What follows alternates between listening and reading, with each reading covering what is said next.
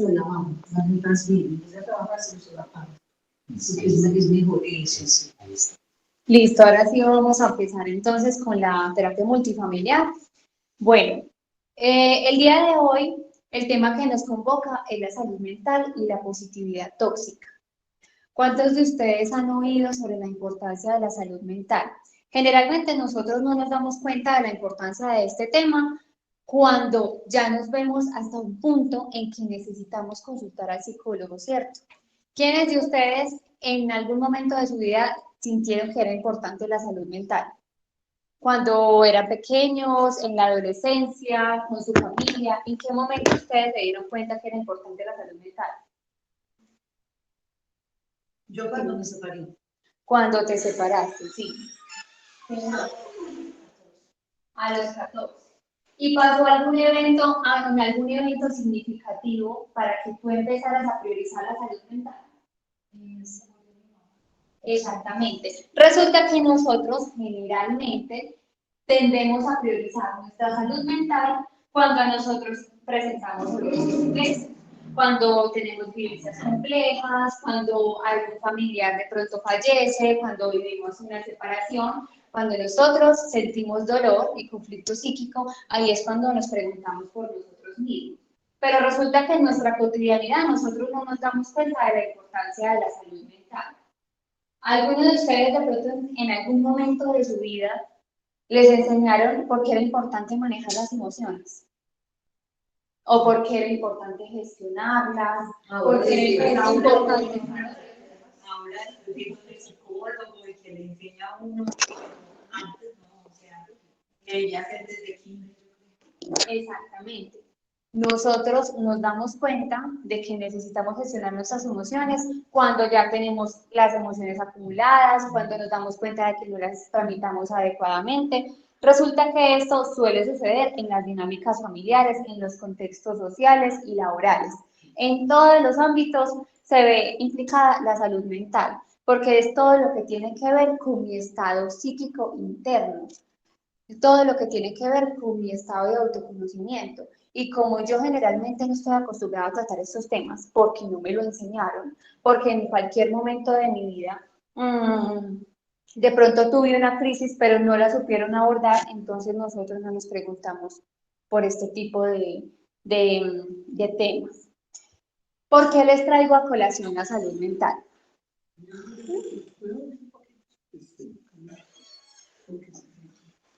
¿Por qué les traigo a colación el tema de la salud mental?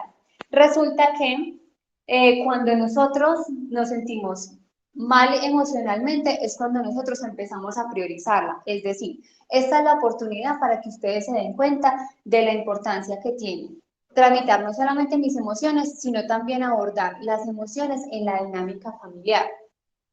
Entonces, vamos a continuar.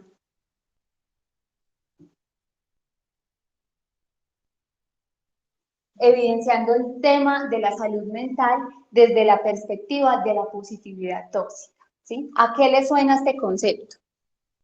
Quienes se encuentren conectados en este momento pueden activar el audio o quienes se encuentran de manera presencial pueden aportar. Listo. ¿A qué les suena el término positividad tóxica? A mí me suena a que hay que actuar. O sea, no puedo ser positivo y ser pasivo. Sino que tengo que actuar, tengo que hacer cosas. El término positividad te suena a movilización, ¿cierto? Bueno, llevar a cabo algo. ¿A ti a qué te suena? Me suena es como cuando uno tiene algo y entonces uno de pronto está triste y la gente dice, ay, pero a usted qué le pasa, pues sea positiva. Eso me parece que uno internamente no es capaz y todo el mundo le está diciendo, ay, pero usted puede, pero usted puede. Para mí yo creo que eso es la positividad tóxica, lo que le dicen a uno que uno no es capaz de gestionar. No sé, me suena como eso. Exactamente, esos mensajes que me envían de que todo va a estar bien, pero no encuentro la manera de que todo esté bien. Está bien. No, de verdad, sí, yo pienso que es más fuerte cuando uno mismo se lo da. Yo estoy bien, voy a estar bien, no importa, para adelante, para adelante, para adelante. Claro, eso está bien, uno lo debe hacer, uno debe darse ánimo, uno debe ser positivo. Pero cuando uno realmente está por el piso, pues tiene que parar y decir, un momentito, no estoy bien, me siento mal, no soy capaz, necesito ayuda. Yo lo digo porque realmente nosotros, o sea, nosotros hemos tenido nexos con las terapias de familia desde que estábamos muy jóvenes en la casa. Sí. Entonces, pues, con cuestiones de mi papá, tuvimos que acudir a terapia de familia y luego cada uno siguió pues, con sus terapias, ¿cierto? Y toda la vida hemos tenido como esa cultura en casa, digámoslo así. Entonces, por eso lo digo, que al momento en que muchas veces no, yo solo no puedo, o sea, yo solo no puedo seguir escondiéndome lo que realmente me está afectando, ¿no?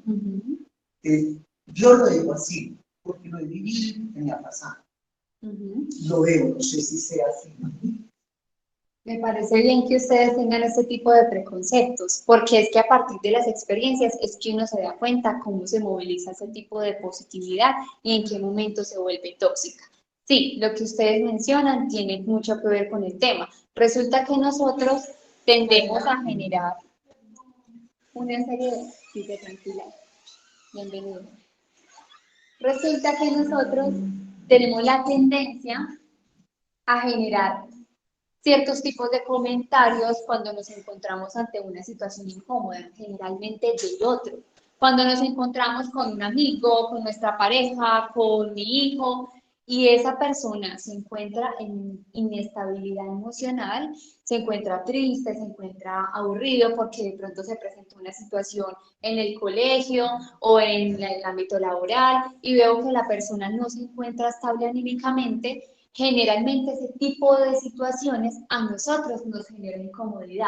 ¿Por qué nos genera incomodidad? Porque para nosotros emociones como la tristeza, la rabia, el miedo, el desagrado, tendemos a categorizarlas como emociones negativas, emociones que nos generan displacer. E incluso, ¿quién ha oído de pronto en la casa o en algún contexto social que le digan, ay, no, mijito, no esté bravo, que eso es malo, eso no está bien? No, no se ponga triste, no se ponga triste, que la vida es bella, todo está bien, todo va a mejorar. ¿Para qué se va a poner usted a aburrirse por esas cosas? Ese tipo de comentarios hacen que nosotros tendamos a minimizar las emociones, ¿sí? Se tienden a invalidar nuestras emociones en el sentido en que yo en este momento estoy en crisis. Realmente las cosas, hay una posibilidad de que esas cosas estén bien, de que esa situación pueda mejorar para mí en ese momento. Muy posible no. Muy posiblemente yo considero que esa situación en ese momento puede que no tenga solución. Puede que esa tristeza yo no la pueda tramitar en 2 minutos, porque las emociones requieren un tiempo de tramitaje y de movilización. Entonces, por eso, en ese momento en que yo me siento en crisis, realmente no me siento bien. Cuando la otra persona me envía el mensaje de que todo va a estar bien, tiendo a dejar la emoción de forma estática dentro de mí y simplemente no la voy a movilizar porque me quedo con el mensaje de que las cosas van a mejorar, pero no se tramitó esa emoción, no hubo una expresión, no hubo una contención. Entonces, realmente no viene siendo un apoyo para una persona que está en crisis. ¿Sí? No, es que perdón, cuando te dicen algo, ay, pero estás tan angustiada, claro que pasa lo mismo y mira cuánta de tiempo. Ay, Dios, es que no es fulano, soy yo. Ay, es tan duro lidiar con eso. Exactamente. No solamente son los mensajes de positividad, sino que también se tienden a generar otro tipo de conductas. Por ejemplo, la generalización. Entonces tendemos a realizar comparaciones con los otros, pero mira que tal persona sí lo pudo superar, pero mira que esta persona también vivió lo mismo y salió adelante. ¿Tú por qué no lo puedes hacer? ¿Sabes por qué? Porque como no nos enseñan a abrazar la tristeza, Ujú. abrazar pues a sentarme y decir conmigo, pues que estoy triste, me muero de la rabia, quiero matar, no importa, porque no puedo decir, si es un sentimiento que uno tiene que tomar toda una, pues enseñar que no estar estado. Así nos estamos viendo por dentro. ¿Cómo estás? Ay, ¿cómo bien? Y mentiras. Uno dice, ¿cómo estás? No, pero bueno, hágale. Por eso, porque no nos enseñan a abrazar la tristeza, a abrazar la rabia, a abrazar el dolor y decir, aquí estoy, eso es lo que hay ahorita y lo abrazo. ¿Qué más? Exactamente, nos enseñan que a pesar de las adversidades tenemos que levantarnos, seguir adelante y dejar esa situación en el pasado. Resulta que cuando nosotros dejamos ciclos sin cerrar, heridas emocionales que no tramitamos del todo, entonces eso empieza a influir en mi forma de percibir mi realidad, en mi forma de pensar, en mi forma de sentir, de tomar decisiones. Entonces ahí es cuando nos damos cuenta de que todo lo que vivimos y la manera en que lo afrontamos realmente no es la manera, porque me está llevando a una situación en la cual yo cada vez pierdo la capacidad para afrontar esas situaciones complejas que se presentan en mi vida. Entonces, no tengo las suficientes herramientas, por ejemplo, para afrontar un duelo, para afrontar una ruptura de pareja, porque tiendo a sentir que esa tristeza que me genera, simplemente hay que dejarla en el pasado, simplemente hay que guardarla. Y eso no es tramitar la emoción, ¿sí? Entonces ahí es cuando nosotros, a partir de la positividad tóxica que generan las otras personas de manera externa, yo empiezo a adoptar esa visión en mi percepción de la realidad y empiezo a afrontarla de la misma forma conmigo mismo. Es decir, yo voy a empezar a enviarme esos mensajes, pero yo soy capaz, yo soy fuerte, yo puedo seguir adelante. A pesar de esa situación, no, yo soy capaz, simplemente eso quedó en el pasado, entonces olvidamos esas situaciones, tratamos de evitarlas y nos centramos en cosas como el trabajo, como en salidas con personas conocidas, con pares, con amigos, donde simplemente desfogamos esa tristeza con el consumo de alcohol o con paseos o con situaciones sociales que simplemente no nos van a ayudar a tramitar la situación, sino que nos van a ayudar a tapar el problema, más no va a haber una resolución total. Listo. No sé si alguno de ustedes tenga alguna duda, algo que aportar en el momento, si hasta el momento entienden el concepto de positividad tóxica. Todo muy claro, muchas gracias. Ahora, resulta que no solamente lo encontramos en nosotros, de manera directa, en la interacción con las personas. Resulta que todo está impregnado de positividad tóxica. Ustedes no han oído, no han observado, por ejemplo, en las redes sociales, que es donde más estamos interactuando con la sociedad generalmente hoy en día, y empezamos a observar ese tipo de mensajes de la vida es bella, sé feliz, sonríe siempre, tú eres el protagonista de tu historia, enfócate en el éxito, todo es capaz y lo crees en tu mente, bueno, muchos mensajes de positivismo en la red. Muchos mensajes de positivismo en las redes. ¿Lo han logrado evidenciar? ¿Qué mensajes han visto en las redes, por ejemplo? No, pues hay coaching, hay gente entrenada eso, hay gente que inclusive está en medio de lo que es la vida, que la vida no es el estado perfecto, ni la línea recta, porque yo creo que cuando estemos en línea recta, nos movimos. Pues de que todo esté en equilibrio. Entonces realmente la gente tiene toda la carga de lo que es la vida, que la vida es eso. O sea, entonces uno busca la esperanza de que alguien discriminante lo vive. Y entonces cuando usted está fingido, está agobiado, pues aparecen estos personajes, o las amigas, o la gente de la familia que dice, no, tú puedes, eso pasa mucho con la gente que tiene enfermedad mental diagnosticada. Sí. La gente que tiene una ansiedad, una depresión, tú puedes, yo tengo una sobrina. Y yo le digo, Mariana, pero tú puedes, y yo le mando mensajes, y las digo, amiga, yo me he hecho consciente que esta niña tiene otra lógica. Entonces tú tan antichévere, Mariana, conéctate, vamos para tal parte, yo la quiero arrastrar y la quiero sacar cuando no estoy entendiendo. Pero uno se en esa búsqueda, uno se en esa búsqueda de encontrar, pero nada más esta semana yo no sé dónde está la que hablaban de ese tema del positivismo exagerado y en que estamos cayendo. Porque Bien sabroso. pues sí, bien sabroso, pero eso no es la vida. Entonces ahí estamos como gastando emociones o situaciones que no son reales. Exactamente. Como atropellados por el éxito. Sí. Y en vez de que no está atropellado por el éxito, entonces no tiene cabida en este mundo. Pero ahora tenemos que diferenciar el positivismo tóxico del positivismo normal y la motivación, ¿cierto? Ahora, no quiere decir que la positividad sea mala, ¿sí? No quiere decir que estos mensajes sean negativos, no. Que no hay alguien que se quiera animar. Sí. Y más si sale de la familia, porque si uno está cometiendo un error, entonces se puede ser que lo tiene que hacer. O decirle, sí, yo a mi hija no te estoy llorando. Pues, como solamente escuchamos, por ejemplo, pero uno tiene que saber de eso, que es que, y ahora con lo de la raíz es impresionante, eso es de que la verdad está todo el mundo hablando de esa. Mensajes positivos todo el día, sí.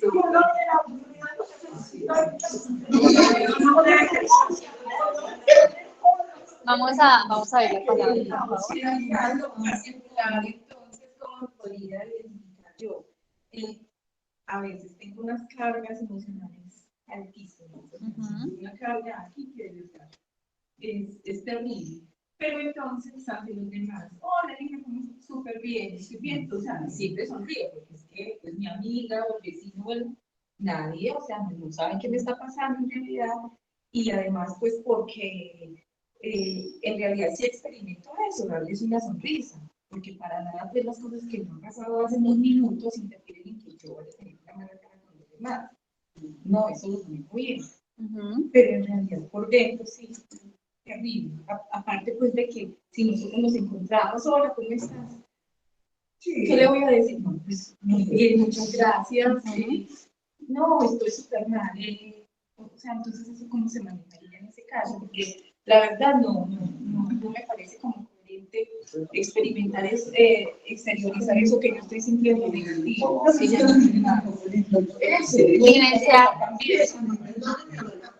Sí. Vivenciar un conflicto. Muy querida, gracias por preguntar. Pero a mí sí. Voy a chillar. Es que muchas personas se exteriorizan. Sí, pero sí, estoy, no, sí. Ni mentarle la madre porque no tiene la culpa. Ah, qué difícil, no es. Y luego faltarle a todos. No, ¿por qué? ¿A quién le va a interesar? A nadie. Vamos a escuchar la palabra, por favor. No es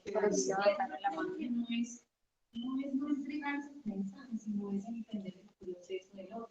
¿Sí? Porque, por ejemplo, o sea, vamos a poner el ejemplo de nuestros hijos, que la mayoría imagino, por generalizar que los han pasado por situaciones de, pues, episodios de depresión, de ansiedad. Entonces, ¿cómo nosotros podemos empatizar con esas emociones? Y no como, tranquilo, no pasa nada. Claro, como yo no sé que estoy sintiendo tristeza o ansiedad, es como, entiendo que es como eso, o sea, como no minimizar lo que el otro está sintiendo, sino acompañarlo en el proceso y no sobreactuar, decir que, o compararlo, es que tú tienes que ser feliz como fulanito, y con cada cual vive su proceso. No significa que no podamos transmitir mensajes de positivismo, porque es que igual, por ejemplo, yo hablo en el caso de mi hijo, pues si yo lo veo triste, yo procuro como se identifico con lo que tú decías, con tu sobrino, como que trata uno de ver, sacarlo, hay momentos donde ya de verdad uno como mamá en el desespero de ver a sus hijos en esa situación, como que uno ya no sabe ni, o sea, uno pasa por momentos de ira, pero ¿por qué si fulanito sí puede? ¿Por qué pasa por momentos de tristeza? Pero cuando uno está como en el momento regular, entonces ven cómo comprendo cómo te sientes y yo cómo le puedo ayudar, pero no minimizar, porque es que todos no tenemos la misma capacidad de ser resilientes. Pienso que es eso lo que tú nos quieres decir. Exactamente, o sea, ya vamos a proceder a entender cómo tramitar las emociones y cómo abordar estas situaciones, ¿sí? Me voy a devolver un poquito en la duda que tú me manifestabas ahorita. ¿Cómo hace uno para tramitar una emoción, pero no responsabilizar al otro, no desquitarse como con la otra persona, que no note esa emoción? Resulta que quien siente la emoción, quien siente ese conflicto emocional, soy yo, ¿cierto? En primer lugar. Yo soy responsable de lo que estoy sintiendo en ese momento a partir de las experiencias que tengo. yo soy quien lo debe tramitar. Ahora, no se trata de responsabilizar al otro, ¿sí? Por ejemplo, cuando yo siento rabia y siento mucha rabia por una situación, pero resulta que me quiero desquitar con todo el mundo. No, no se trata de que los otros asuman la responsabilidad de lo que yo siento, sino que permitirme tramitar esa emoción de manera autónoma. Listo, bueno, no voy a pelear con la otra persona, no voy de pronto a intentar manifestar aspectos negativos o conductas que de pronto puedan hacer sentir mal a la otra persona, sino que me voy a dar un espacio para mí mismo, para tramitar esa situación y esa emoción, ¿sí? Culpar al otro. O culpar al otro, como te Porque menciono.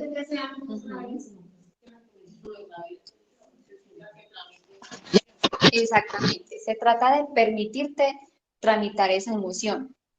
Otra cosa muy diferente es decir, bueno, vamos a fingir estar bien, aunque por dentro me encuentro mal. Y nos pasamos todo un día trabajando, estableciendo relaciones sociales con las otras personas, tratando de esconder lo que sentimos, pero eso hace que nosotros evitemos el problema y no entremos en contacto con la emoción. Eso ya es una cosa muy diferente, ¿cierto? Intentar tapar o simplemente tramitar, dame mi espacio y si es necesario manifestárselo a la otra persona para que reconozca que en este momento no me encuentro en disponibilidad para acceder a una salida, a una reunión, a una actividad laboral por mis estados emocionales, simplemente se lo manifiesto para poder darme ese espacio, ¿sí? Si lo considero necesario. Ahora, ahorita vamos entonces a entrar en el tema de cómo tramitar la emoción. Pero primero entonces, quiero que hagamos esta diapositiva entonces de ciertos mensajes que también tienden a minimizar las emociones, que son patrones que incluso se evidencian en los estilos de crianza. Por ejemplo, el miedo es para cobardes, ¿cierto? Ay, no sea miedoso, usted es miedoso. ¿Sí? Resulta que el miedo es una emoción básica. Es una emoción básica que sentimos y que es funcional. Entonces, lo primero que debemos entender es que todas las emociones son funcionales. Todas las emociones tienen una función adaptativa en nuestra vida, que tienen una función para advertirnos acerca de una situación. Se presentan en interacción con el medio. Entonces, por ejemplo, el miedo. ¿Para qué sirve el miedo? Para protección, exactamente, para prevenirnos ante una situación que me resulta amenazante. ¿Qué es lo que hace el miedo en nosotros? Hacernos detener, para poder reflexionar sobre lo que estoy vivenciando y cómo voy a dar el siguiente paso. Es una emoción básica. No significa que yo sea débil el hecho de que me inmovilice ante una situación para poder tramitarla y poder tomar una decisión, sino que es una emoción básica que nosotros vivenciamos y que tendemos a categorizar como negativo o como sinónimo de debilidad, ¿sí? Y esto tiene que ver con nuestros estilos de pensamiento frente a las emociones. Por ejemplo, no se permite la tristeza, ¿cierto? Entonces no queremos estar tristes.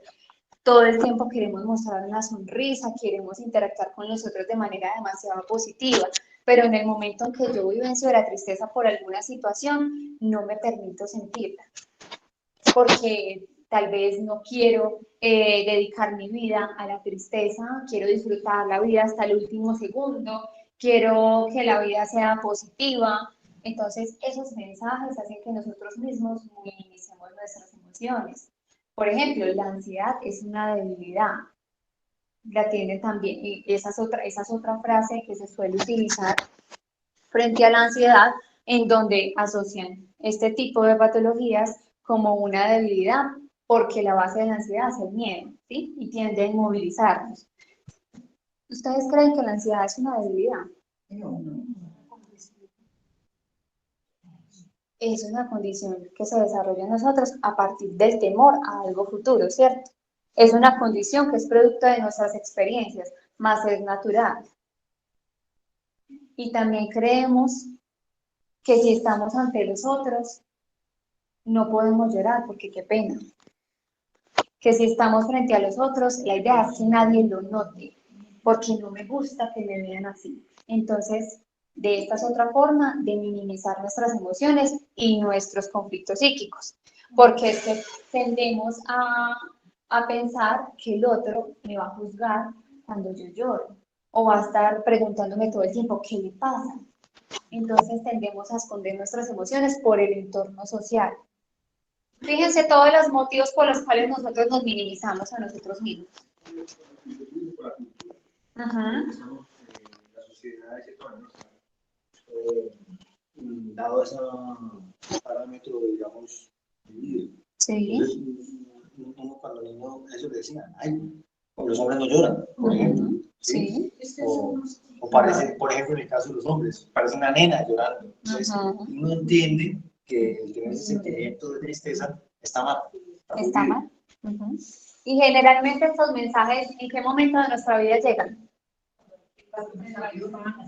Cuando uno está en la infancia. Y ahora las redes sociales refuerzan eso, porque todo el tiempo se muestra como una falsa felicidad. Entonces, si alguien se enojó está mal, si alguien lloró está mal. Entonces, también las redes sociales han hecho, yo creo que básicamente que se hablan para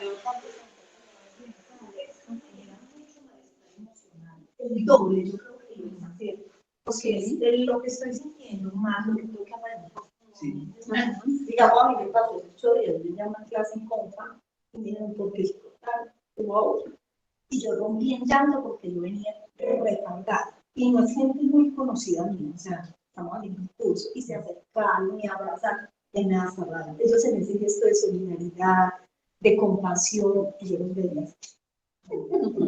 Y tan lindos pues todos me acogieron y más lloraron. Me preguntaban llorar. Y yo lloré toda la clase, toda la mañana. Y ellos con esa gana de Sí. Pero eso genera mucho conflicto interno. Si uno no recibe pues esta información en la cual uno se va tranquilizando y va entendiendo el fenómeno. Exactamente, porque precisamente nosotros no sabemos cómo abordar ese tipo de situaciones con los otros o con nosotros mismos, ¿cierto? Vuelvo al tema de ahorita, ¿sí? Que diferenciemos la positividad tóxica de la positividad normal. No significa que los mensajes motivacionales sean malos, que estos mensajes en redes sean negativos, no. ¿Cuál es el problema? Que como llega a mucha cantidad de gente, sí, es un medio de información masiva, entonces todos tenemos subjetividades diferentes y experiencias diferentes, lo que hace que nosotros interpretemos ese mensaje según nuestra realidad. Puede que yo en este momento esté vivenciando una situación complicada, no sepa tramitar mis emociones y me dicen que todo es posible si lo crees, porque la vida es bella, porque simplemente debes tener una mente positiva y todo va a salir bien. Entonces yo simplemente, ¿qué es lo que voy a hacer? Como no sé afrontar mi conflicto emocional, entonces voy a asimilar ese mensaje como verdad y lo voy a utilizar para afrontar esta situación.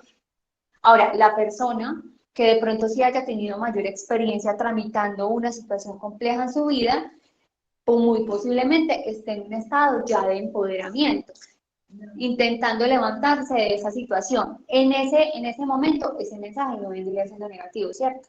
Porque esa persona se permitió tramitar un conflicto emocional. Entonces, fíjense estas dos perspectivas. No es que estos mensajes sean negativos, es que todos los interpretamos de manera diferente según nuestras herramientas. Y por eso esa positividad que vemos en redes en ocasiones, dependiendo de la particularidad de la persona, se puede volver tóxica. Y no solamente en redes, ¿cierto? Muchas veces nosotros tenemos la intención de ayudar a la otra persona. Lo hacemos desde el amor que sentimos hacia el otro, lo hacemos por los vínculos familiares o el vínculo que tengamos con ese amigo, con esa pareja, y lo hacemos con un intento de ayudar a la otra persona. Pero en ese intento de ayudar a la otra persona, no sé cómo trabajar esa emoción, no sé cómo trabajar esa tristeza, porque resulta que nosotros no sabemos cómo trabajarlos con nosotros mismos. Por ejemplo, pues lo que estás diciendo, de los modos, hace un poco de herramientas. Exactamente. Para poder ser más eficaces en cuanto a esas cosas. Muchas veces hay alguien que tiene un inconveniente aquí fuera, hay son cosas de Dios, no te pasa nada. Sí, pero es una de las cosas que yo en esa parte a mí no me sirve para nada esa respuesta. Entonces, de pronto sí tenemos la voluntad y queremos de pronto sí de cierta manera ayudar a la persona, pero lo hacemos de una manera que no es eficaz. Entonces es mejor escuchar, preguntarle cómo se siente, qué puede expresar sus sentimientos, y ya, y evitar darle consenso. Ujú. ¿Cierto? Porque poco a poco se va. Y para eso son este tipo de espacios. Por eso les hablé de priorizar la salud mental antes de hablar de este tema. Porque cuando conocemos la importancia de la salud mental, comprendemos que esas emociones que está vivenciando la otra persona son reales, son importantes y no son susceptibles de invalidación, sino que hay que permitir la expresión de la emoción, ¿sí? Les doy un ejemplo. Cuando ustedes sienten rabia, ¿qué quieren hacer con esa rabia? Liberarla, ¿cierto? Les provoca liberarlas. Pero ¿qué pasa cuando uno acumula la rabia?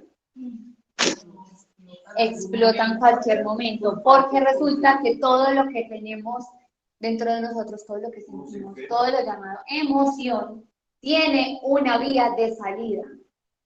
Todo lo que sentimos necesita una vía de expresión.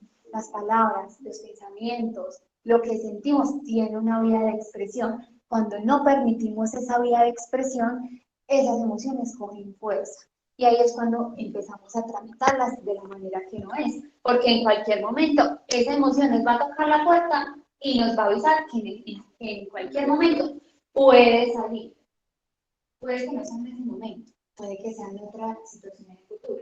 Pero esa digamos que esa es la función básica de las emociones, ¿sí? Primero, permitir la expresión, porque todas funcionan diferente frente a cada situación. Entonces, en el caso de la rabia, yo tengo que expresar esa rabia y movilizar esa energía, porque es una carga energética que yo tengo. Si yo no la libero, entonces no voy a tramitar esa situación que estoy vivenciando y se va a quedar como un conflicto no resuelto. ¿Sí?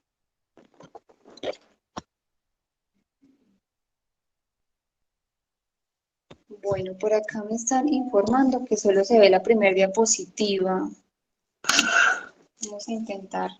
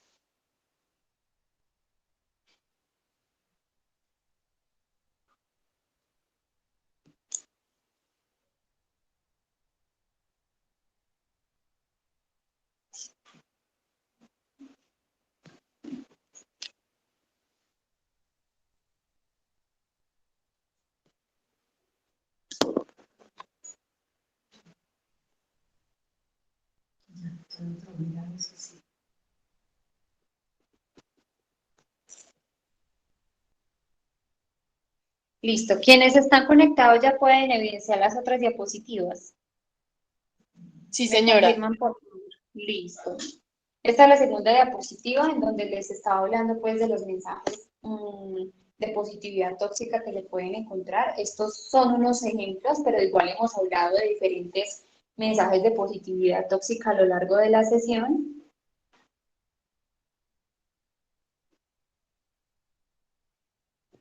Y como lo dice toda esta diapositiva, generalmente se tiende a crear un estigma sobre las emociones negativo, ¿sí? Empezamos a creer que hay emociones como la tristeza, como la rabia, de carga energética displacentera, porque hay emociones que no nos generan placer, que simplemente nos generan una percepción de que eso es negativo y que es malo, que no es bueno sentirlo porque me siento incómodo, ¿sí?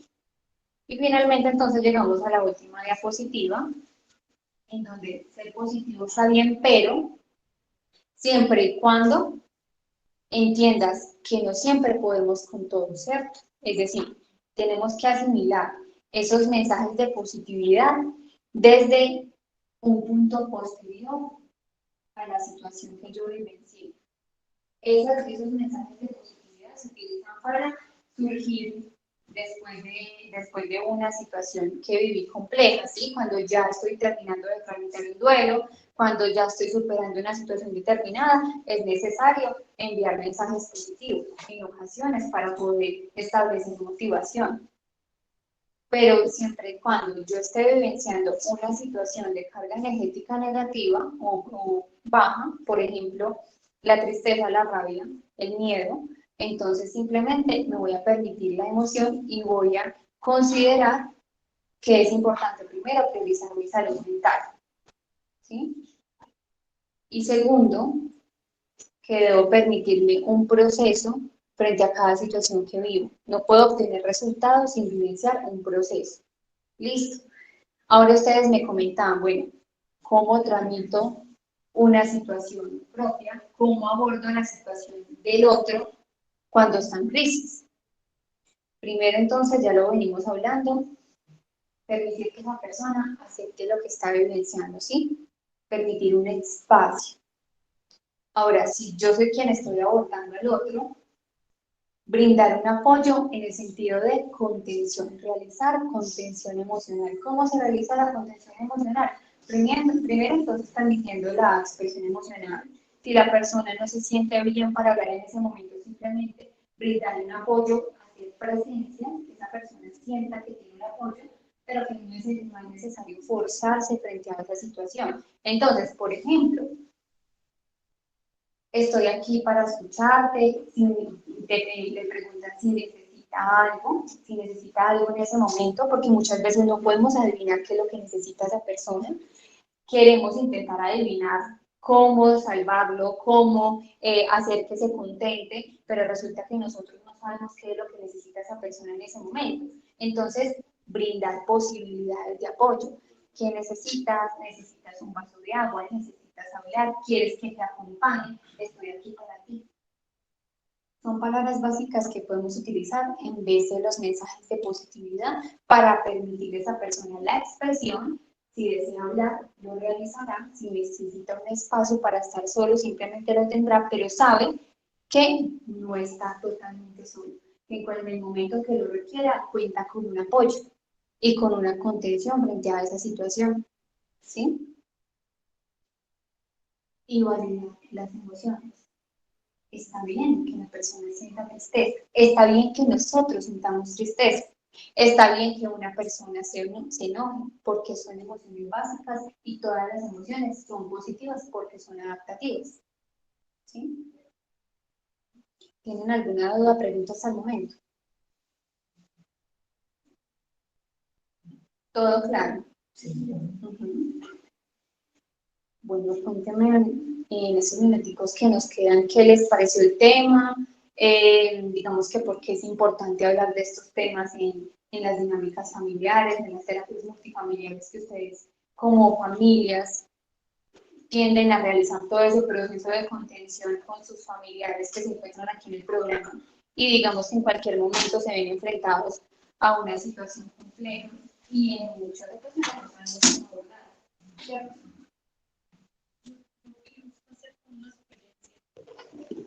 Estos temas, digamos, uno puede entenderlos desde la teoría, ¿cierto? Pero si vemos que estos espacios ya volvieron presenciales, también nos resultan bien como más experienciales, o sea, como listo.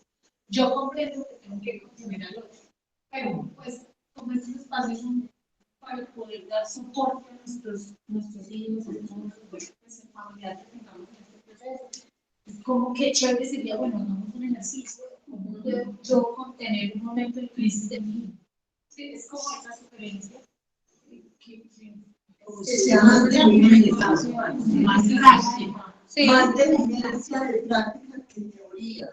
Pues de pronto lo que ya sé decir. Sí, o sea, no, y el tema me parece súper interesante, muy claro todo, sino que es muy bueno como tener esos espacios prácticos para poder, porque listo, uno se lleva todo y muy importante, muy valioso esto, y uno, pues, por ejemplo, yo reflexiono que a veces con mi hijo en particular, pues yo no quisiera verlo triste. Entonces, ya como yo busco tantas formas que hay momentos donde me llego a ver, pero ya, o sea, ya, pasa la página, ya no estés triste. No, si él tiene que vivir su tristeza, ¿sí? Entonces me hace como reflexionar en eso, que tengo que ser más empática, que tengo que tener claro que la tristeza es necesaria, él tiene que vivir esa tristeza para enfrentar su situación. Pero entonces, Pero hasta qué punto. sí, Sí, pues digamos hablando de lo que estamos viendo hoy, o sea, que su tristeza no lo incapacite, pero tiene que aprender a gestionar. Entonces yo como mamá, ¿cómo lo acompaño desde eso? ¿Cómo puedo ayudar para contenerlo? Entonces, es eso, o sea, como que cada vez de esta forma, hacer los temas prácticos que nos den como esas herramientas. Digamos que ese es el objetivo de las terapias presenciales, ¿cierto? Pero en el sentido de lo vivencial, pues sí, el objetivo sería hacerlo experiencial.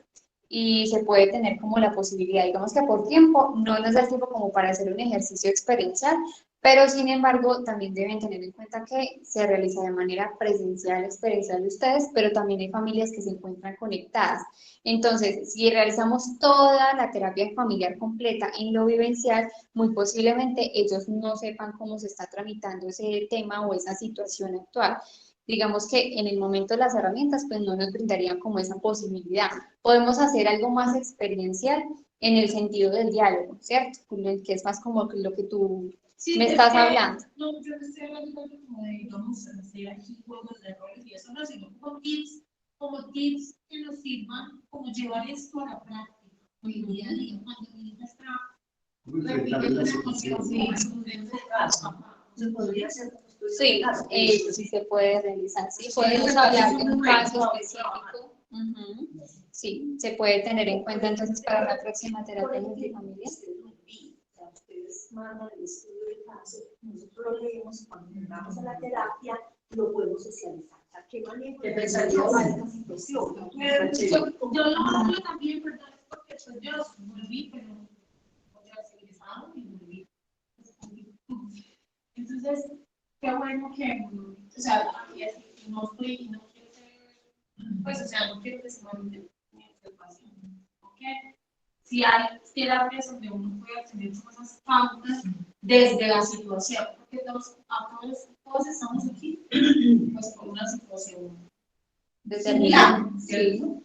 Entonces, es como eso, o sea, es como poder llevar esto, porque las últimas que yo puedo estar virtuales nos han entregado alimentos súper valiosos, ¿sí? Pero entonces de pronto poder ir enfocando como en herramientas muy prácticas que nos permitan, como para decir, adquirir esas habilidades, como entrenarnos en algunas cositas, que en todas no se puede, porque todas se prestan para eso, pero sí como, no les estoy hablando de cosas, sino como la verdad. Es como una sugerencia que quiero tomar.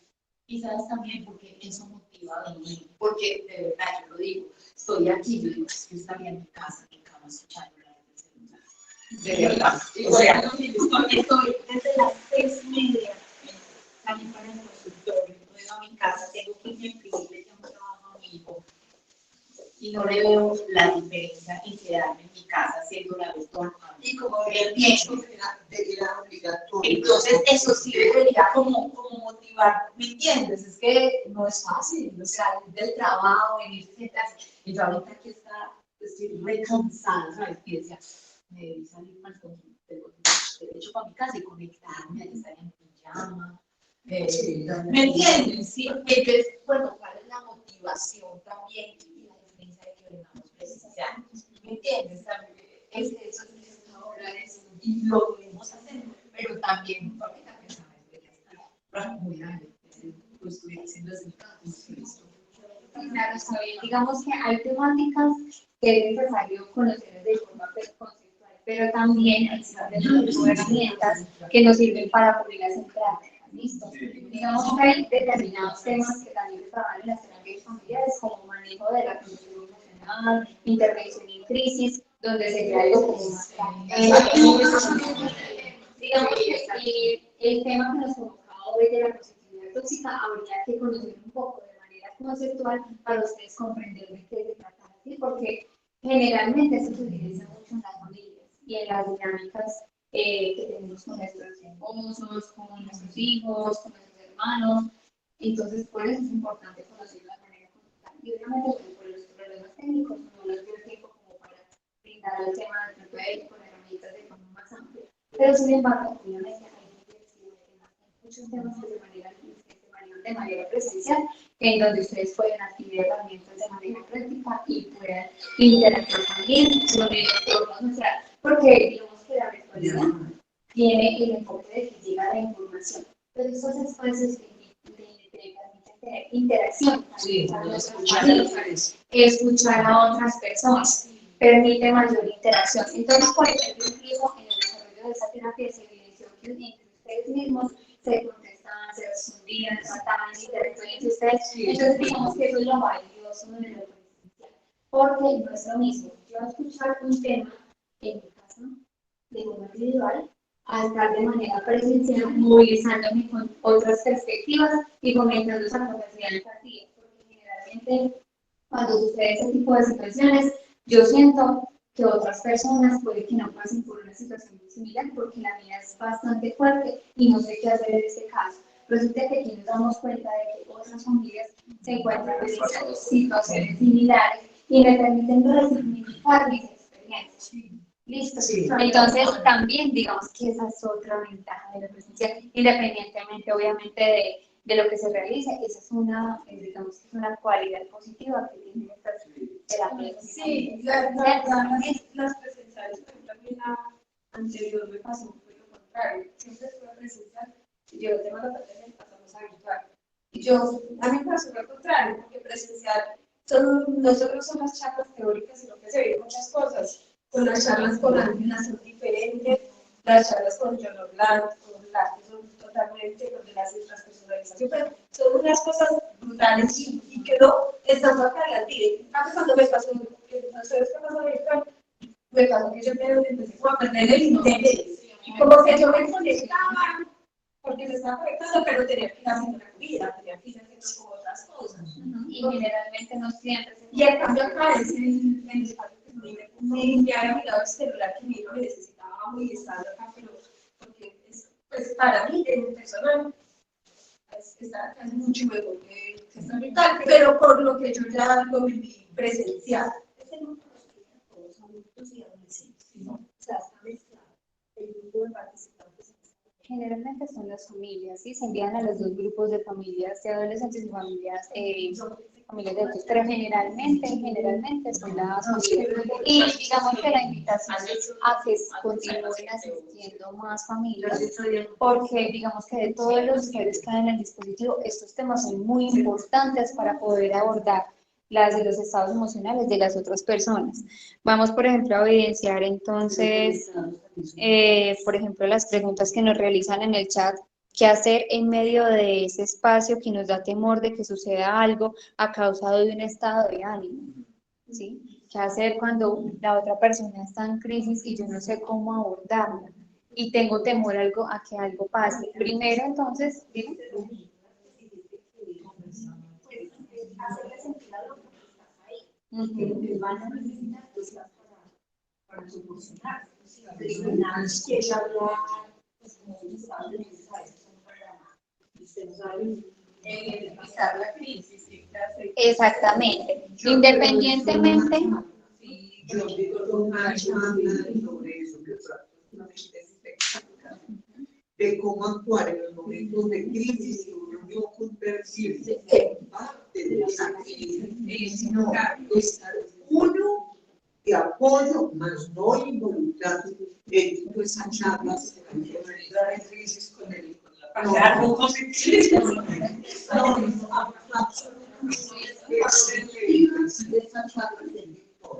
Yo no creo que eso también es que ni siquiera solamente son las charlas, es todo el proceso que hacen las familias, porque uno tiene la reunión familiar, así sea una vez al mes, pero si uno tiene alguna dificultad, uno llama e inmediatamente a uno lo están ayudando. Y los muchachos, digamos en mi caso, con mi hijo que ya va de salida, gracias a Dios, el proceso fue muy difícil porque fue un carrusel, como lo he dicho, eso es una sube, baja, y él subía, yo bajaba, y él bajaba y subía, ¿cierto? Entonces, es todo lo que viene alrededor, ¿cierto? Porque no es uno solo, ni es solamente la charla, es todo lo que viene con nosotros. Yo pienso que es un, no sé si es la charla en todas es presencial, no, es el apoyo, todo es lo que uno como acudiente quiere hacer, porque si uno no quiere hacer, pues tampoco. Bueno, vamos a responder entonces la pregunta que nos realizaban en el chat de cómo abordar una crisis, ¿cierto?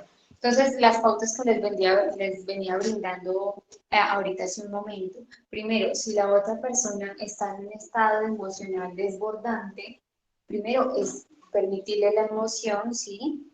Tratar de realizar esa contención desde un estado lo más tranquilo posible, porque obviamente si yo entro en crisis con la otra persona voy a reforzar esa emoción y no va a encontrar un punto de equilibrio del cual sostenerse. Cuando yo realizo contención emocional, la idea es que yo intente primero comprender que esa persona en ese momento está viviendo una experiencia a partir de algo que pensó, vivenció o de pronto algo que se generó dentro de sí, ¿cierto? Tiene una motivación, tiene un origen. Toda crisis, toda emoción tiene un origen, ¿cierto? Lo que debemos permitir es la expresión de ese origen. Obviamente no intentando comprender qué es lo que pasa, porque muchas veces le preguntamos a la otra persona, ay, pero cuéntame, fue en el colegio, fue en la casa, ¿qué pasó? Peleaste con tu amiguito, cuéntame si fue eso, o te dije algo malo, te enojaste por lo del almuerzo. Entonces, brindamos tantas respuestas que la persona no tiene ese espacio para, exactamente, no tiene ese espacio para permitirse la expresión y poder aclarar sus ideas. Entonces, primero, permitir la expresión, el diálogo, si esa persona se encuentra en disposición para poder comprender cuál es la situación que vivencia en ese momento. Como hay muchos pensamientos en ese momento, en el momento de crisis no hay una organización estructural en mi psique, no hay una organización en mi pensamiento. Debo permitirme la expresión para poder organizar mi discurso y darle sentido a lo que estoy vivenciando. Entonces, simplemente permitir la expresión de la otra persona de forma verbal, física o simplemente esperando a que la persona logre estabilizar sus estados emocionales siempre y cuando yo sirva como un apoyo y no sobresaturar a la persona. Por nuestra preocupación de que pase algo, entonces sobrecargamos a la otra persona con mensajes, ¿y qué tal si pasa esto? Pero ven, pero mucho ojo, te estoy observando, no sé, estoy todo el tiempo pendiente de que pase algo y esa ansiedad se transmite porque es una preocupación excesiva, ¿sí? No ha sucedido nada. Hasta el momento la persona no ha tomado una decisión. Entonces, en ese momento, intentar no adelantarnos a lo que puede acontecer, sino permitirle la emoción a esa persona para nosotros poder estar en el aquí y el ahora, tratando de experimentar lo que se está vivenciando en ese momento. ¿Listo? Para que se pueda organizar, obviamente, no siempre vamos a tener las herramientas para afrontar esa crisis. Entonces, en los casos en que yo vea que puede pasar algo que pueda poner en riesgo la vida de esa persona, entonces contacto ayuda y me contacto con el equipo interdisciplinar, con la persona que está encargada en atención en crisis o con el terapeuta del usuario. ¿Listo? Para poder reportar la situación y poder brindar herramientas a ustedes de manejo emocional y nosotros acudir, claro que sí. Bueno, familias, muchas gracias por eso. Muchas gracias. Les agradezco por venir el día de hoy. En este momento voy a tener la grabación. Gracias.